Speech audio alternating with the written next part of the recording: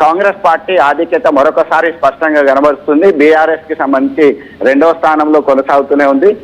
Independent స్వతంత్ర అభ్యర్థులు సైతం తమ సత్తా చాటుతున్నటువంటి పరిస్థితి. 3వ స్థానానికి భారతీయ జనతా పార్టీ బలపరిచిన అభ్యర్థులు పరిమితమైనటువంటి పరిస్థితి కరీంనగర్ జిల్లాలో ఉంది.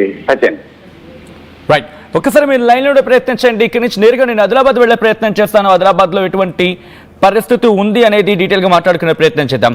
బట్ బిగ్ నెంబర్స్ మీరు చూడడం జరుగుతుంది. ఫస్ట్ ఫేజ్ అండ్ సెకండ్ ఫేజ్లో ఎవరెవరు ఎన్ని స్థానాలని మొత్తంగా ఎన్ని స్థానాలను కైవసం చేసుకున్నారంటే ఎవరు బలపరిచిన ఏ పార్టీ బలపరిచిన అభ్యర్థి అక్కడ ఎన్ని స్థానాలను ఇన్ఫాక్ట్ ఎవరెవరు గెలిచారో లేకపోతే ఎన్ని స్థానాలను కైవసం చేసుకుంది ఆ పార్టీ అనేది ఒకసారి మాట్లాడుకునే ప్రయత్నం చేస్తే 4863 స్థానాలని కాంగ్రెస్, 2398 స్థానాలని బీఆర్ఎస్, 466 స్థానాలని భారతీయ జనతా పార్టీ, అలాగే ఇతరులు 1220 స్థానాలను కైవసం చేసుకున్న సందర్భం. అంటే ఆయా పార్టీలు బలపరిచిన అభ్యర్థులు అక్కడ గెలిచారన్నమాట.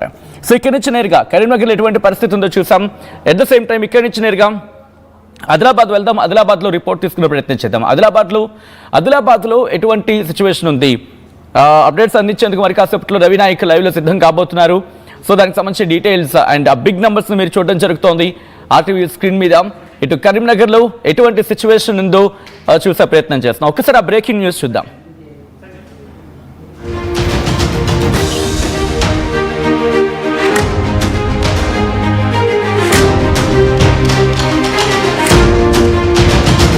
జిల్లాలో ఎన్నికలు ప్రశాంతంగా ముగిశాయి. మనం చూపెట్టచ్చు.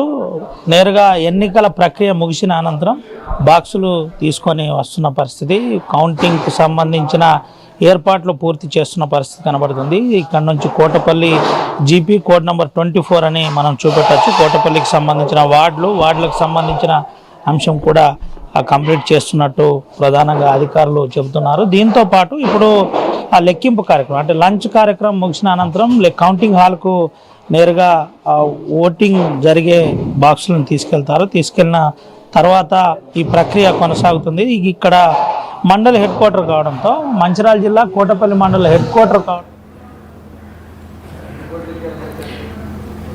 రైట్. పూర్తిగా అయితే మాత్రం ప్రస్తుతం పోలింగ్ పూర్తయింది, కౌంటింగ్ ప్రారంభమైంది.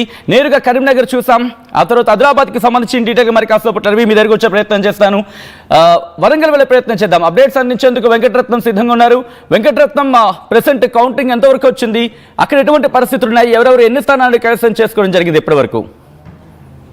అయితే సచిన్, ప్రస్తుతానికైతే వార్డు మెంబర్ల స్థానాలకు లెక్కింపు జరుగుతున్న నేపథ్యంలో మీ చిన్నటువంటి గ్రామ పంచాయతీలకు మాత్రం ఇప్పుడిప్పుడే సర్పంచ్ స్థానాలకు కూడా ఇక్కడ అభ్యర్థులు ఎవరనేది కూడా తెలుస్తున్నటువంటి పరిస్థితి. ప్రస్తుతానికైతే ఎక్కువగా వార్డు మెంబర్లు కూడా జనగామ జిల్లాలో ప్రస్తుతం మనము దేవరూపల మండల కేంద్రంలో ఉన్నటువంటి పరిస్థితి. ప్రస్తుతానికి ఇక్కడ కూడా మొన్న 2వ విడతలో బీఆర్ఎస్ ఎక్కువగా కొంత పోటీ ఇచ్చినట్టే ఈసారి కూడా కాంగ్రెస్ బీఆర్ఎస్ మధ్య గట్టి పోటీ మాత్రం కనపడుతుంది. ఇక్కడ ప్రస్తుతానికి దేవరూపల మండలం అలాగే చుట్టుపక్కల గ్రామాల్లో పాలకుర్తి నియోజకవర్గానికి సంబంధించి ఒక్కసారి మండలాల వారీగా చూసినట్టయితే ప్రస్తుతానికి బీఆర్ఎస్ మాత్రం కూడా తన హవా కొనసాగిస్తుంది. వార్డు మెంబర్లు ఎక్కువ మెజార్టీ స్థానాలు కూడా వార్డు మెంబర్లు కైవసం చేసుకుంటుండటంతో సర్పంచ్ స్థానాల మీద కూడా బీఆర్ఎస్ కొంత కాన్ఫిడెంట్ గా ఉంటున్నటువంటి పరిస్థితి. మరోవైపు కాంగ్రెస్ ఇప్పటికే కొన్ని ఏకగ్రీవమైనటువంటి నేపథ్యము. మరోవైపు ఇక్కడ సర్పంచ్ వరకు వచ్చేసరికి కొంత క్రాస్ ఓటింగ్ జరిగేటువంటి అవకాశం ఉంటుంది.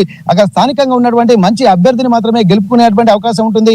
కాబట్టి ఇక్కడ సర్పంచ్ లో ఎవరెవరు ఉన్నారనేటువంటి ఆ విషయాన్ని చూసినట్లయితే స్థానికంగా వండుకుంటూ సర్వీస్ కే పట్టం కట్టే అవకాశాలు గత మొదటి 2వ విడత ఎన్నికల్లో మనం చూసాము. పార్టీల పరంగా జరిగేటువంటి ఎలక్షన్స్ కాదు కాబట్టి ఇక్కడ కేవలము వ్యక్తిత్వాన్ని చూసి అలాగే కొంత ప్రలోభాలు కూడా కొన్ని జరుగుతున్నప్పటికీ కూడా కేవలము పూర్తి స్థాయిలో ఇక్కడ సర్వీస్ చేసేటువంటి వాళ్ళకి పట్టం కడుతున్నటువంటి పరిస్థితి. ప్రస్తుతానికైతే ఇక్కడ జనగామ జిల్లా వ్యాప్తంగా ఉన్నటువంటి పరిస్థితులలో మొత్తానికి అయితే ఈ 3వ విడత ఎన్నికలకు సంబంధించి కూడా ప్రత్యేకంగా కూడా స్పెసిఫిక్ గా కూడా కౌంటింగ్ జరుగుతున్న నేపథ్యంలో మెజార్టీ స్థానాలు కూడా ఎవరు గెలుచుకుంటారన్నది కూడా మనకు తెలుస్తుంది. 2వ విడత ఎన్నికల్లో కూడా జనగామ జిల్లాలో బీఆర్ఎస్ పార్టీ హవా కొనసాగినటువంటి నేపథ్యంలో మళ్ళీ అదే జనగామ జిల్లాలో మనం ఉన్నాము. ఇటు పాలకుర్తి నియోజకవర్గము అలాగే జనగామ నియోజకవర్గము అలాగే ఆ పక్కన ఉన్నటువంటి స్టేషన్ గన్పూర్ నియోజకవర్గం, ఈ జనగామ జిల్లాలో 3 నియోజకవర్గాలు ఉంటాయి. ప్రస్తుతానికైతే ఇక్కడ పాలకుర్తి నియోజకవర్గంలో కూడా పోటాపోటీగా ఉండేటువంటి అవకాశం అయితే మనకు స్పష్టంగా కనిపిస్తుంది.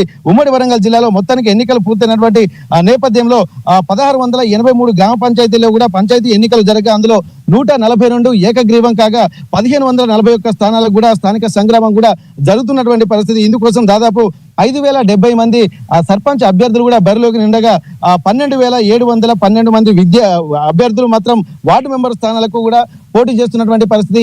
ఈసారి కూడా కొంత క్యూ క్యూరియాసిటీ అయితే బాగా కనిపిస్తుంది. ఎందుకంటే అభ్యర్థులు మాత్రం ఇన్ని రోజులు చేసినటువంటి సర్వీస్ ను దృష్టిలో పెట్టుకొని కూడా కొంత కాన్ఫిడెంట్ గా ఉన్నటువంటి పరిస్థితి.